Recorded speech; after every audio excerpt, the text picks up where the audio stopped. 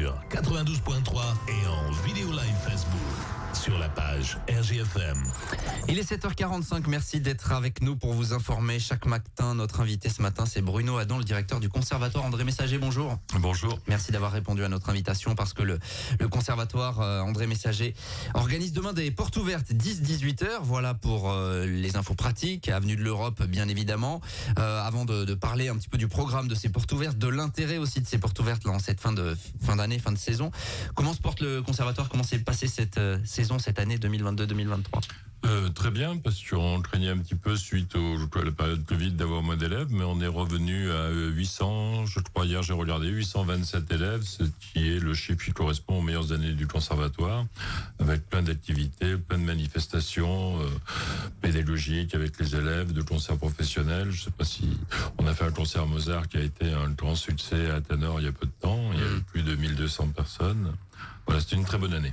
Ouais, une très bonne année, 827 élèves, il faut le répéter. Alors par élève, on entend des jeunes, mais pas que. Vous n'avez pas que des tout jeunes. Pas que, effectivement, un tiers des élèves sont des personnes adultes parce qu'on a beaucoup d'activités, de pratiques collectives, de chorales qui accueillent des personnes retraitées, mais aussi des gens en âge de travailler encore et qui pratiquent la musique après leur majorité.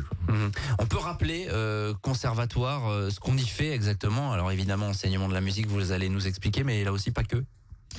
Pas que. Alors d'abord, on est conservatoire, on est classé, c'est un classement et pas un label, on est classé conservatoire à rayonnement départemental.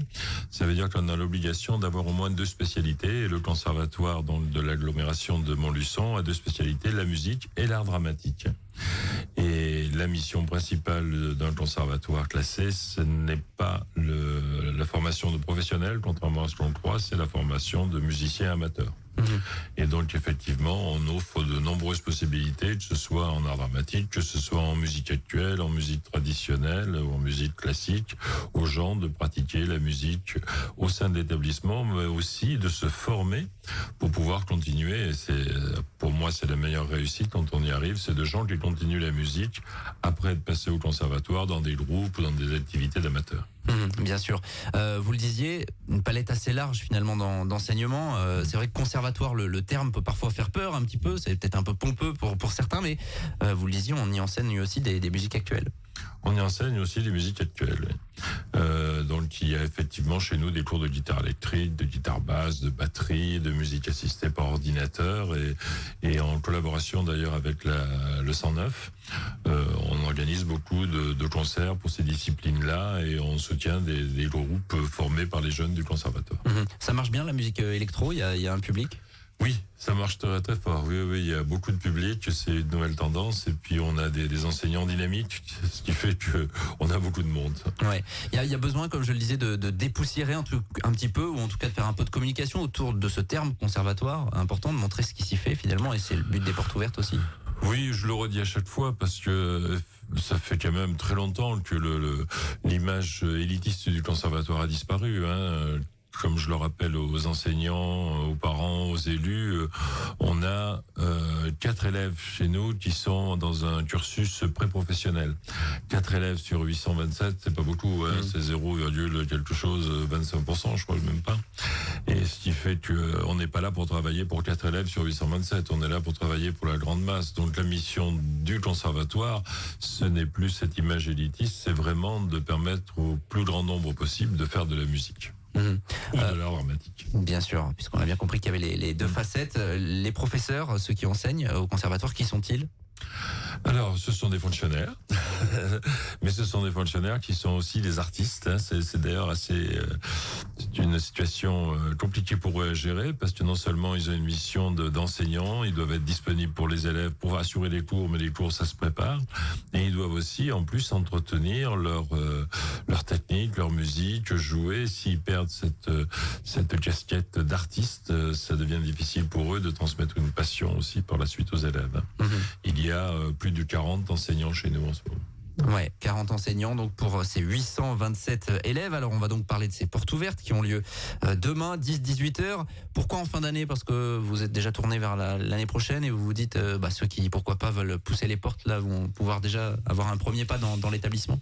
Voilà, le conservatoire de l'Aglo avait pris l'habitude depuis quelques années de faire ce qu'on appelait une nuit des conservatoires, qui est une manifestation nationale où les gens viennent et puis écoutent beaucoup de musiques différentes. Cela, ça ressemble étrangement à la nuit des conservatoires, sauf que c'est bien sûr toute la journée.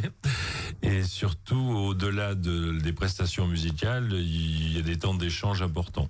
C'est-à-dire que les gens pourront se promener de salle en salle, assister à des concerts, mais discuter, parler avec les professeurs entre deux cours, parce que les professeurs sont dans les salles, font des cours publics, mais aussi discutent avec les gens. Et s'ils sont interrompus, tant mieux. Et puis, donc, ça va montrer le plus grand nombre de facettes que l'on peut. Et on est tourné, effectivement, si on fait cette manifestation au mois de juin, c'est parce que l'on prépare la rentrée prochaine.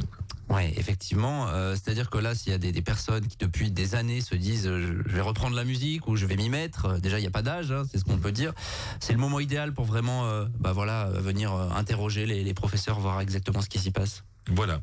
Non seulement ils verront les professeurs, mais toute l'administration est mobilisée. Moi-même, je serai dans le hall. On reçoit les parents, on leur explique tout, les tarifs, comment ça marche, les règlements, les cursus d'études. Tout sera vraiment détaillé ce jour-là.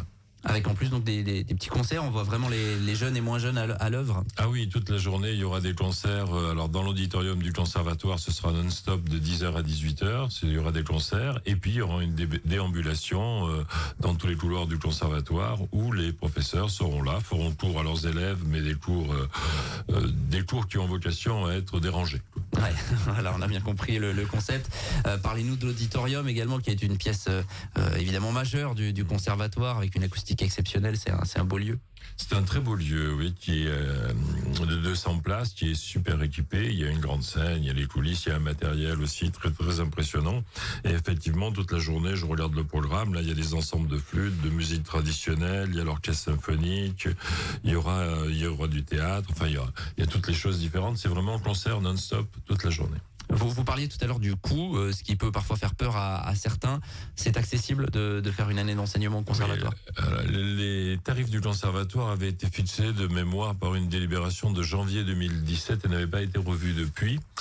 Dans les obligations des conservatoires, effectivement, on est tenu par les textes pour le classement d'avoir une tarification sociale. On les a revus cette année, on les a bien adaptés au quotient familial, ce qui fait que en réalité, ça n'augmente pas du tout, mais ça a été bien recalculé, ça sera mis en place. Donc il y a une délibération du 15 mai dernier qui a fixé ces tarifs, une délibération qui permet effectivement de faire des tranches en fonction du quotient familial. Donc pour une somme, je dirais, dérisoire, les gens peuvent aller au conservatoire. On a souvent peur du prix, mais là ça peut partir de 50 € à l'année, et en plus on a mis des tarifs, la possibilité pour les familles de payer en plusieurs fois. Ouais, c'est important de le préciser, évidemment. Il y a aussi l'aspect matériel. Les gens viennent avec leurs propres instruments. Il y a parfois des prêts qui sont possibles. Comment ça se passe? Non, alors effectivement, on loue les instruments pour les débutants. Mais ça dépend lesquels, parce qu'il y en a, c'est pas la peine. Vous prenez une guitare, une petite guitare classique, il faut mieux l'acheter, parce que ça reviendra moins cher qu'une location et la revendre ensuite. Et puis le piano, par exemple, c'est un autre exemple, c'est beaucoup plus cher, mais c'est beaucoup plus compliqué à louer, et on n'a pas vocation à le faire, et surtout, nous ne sommes pas habilités à déménager les pianos chez les gens. Voilà. Mais il vous faudrait du personnel supplémentaire. Voilà. Effectivement, si vous apprenez un instrument de la famille des bois, des cuivres, des cordes, l'instrument peut être trouvé au conservatoire. Important de le savoir également. Et puis le conservatoire, outre l'enseignement qui est dispensé, c'est, vous le disiez, avec la belle réussite autour de ce concert autour de Mozart, c'est tout au long de l'année, vous essayez aussi que ça soit un lieu ouvert finalement, qu'on puisse venir y écouter les élèves et d'autres. Voilà, donc on a une mission d'enseignement, on a une mission de diffusion aussi, et justement Monsieur Tricky, l'adjoint de la culture, nous a reparlé. Il faut qu'on le développe. Ça, je reconnais que l'on fait beaucoup de concerts, on fait pas mal de concerts en collaboration avec le 109, en collaboration avec le théâtre, quelques concerts dans les communes de l'Aglo, et là on a mis en place, dans le cadre du projet d'établissement qui est en train de se réaliser, la volonté systématiquement, et ça va débuter pour leur prochaine rentrée scolaire, d'exporter nos concerts dans les communes de l'agglo. Donc c'est en train de se finaliser. L'année prochaine, il y aura facilement une dizaine de concerts qui seront organisés dans des communes différentes. Si vous voulez découvrir le fonctionnement du conservatoire André Messager, avenue de l'Europe, donc demain, c'est portes ouvertes de 10 à 18h. La rentrée, ça collera à la rentrée scolaire en fait. Oui, c'est-à-dire que la rentrée scolaire, je crois que c'est le 4. Nous, le 4, ce sera une semaine de rencontre pour fixer les derniers horaires des élèves. Et la semaine suivante, le 11, tout démarre plein pot. Bon, et pour ceux qui ne peuvent pas assister aux portes ouvertes demain, ils peuvent évidemment prendre contact bien avec sûr. le conservatoire.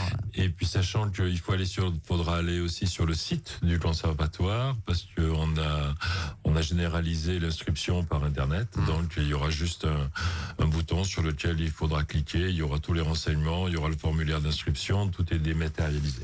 Demain, 10-18h pour ces portes ouvertes et on vous remercie Bruno Adam, directeur du conservatoire André Messager de Montluçon, d'être passé à notre micro ce matin. À bientôt. 7h55, on est en direct et on revient dans quelques minutes. 7h45, l'invité du jour. En direct sur 92.3 et en Facebook Live vidéo sur la page RGFM.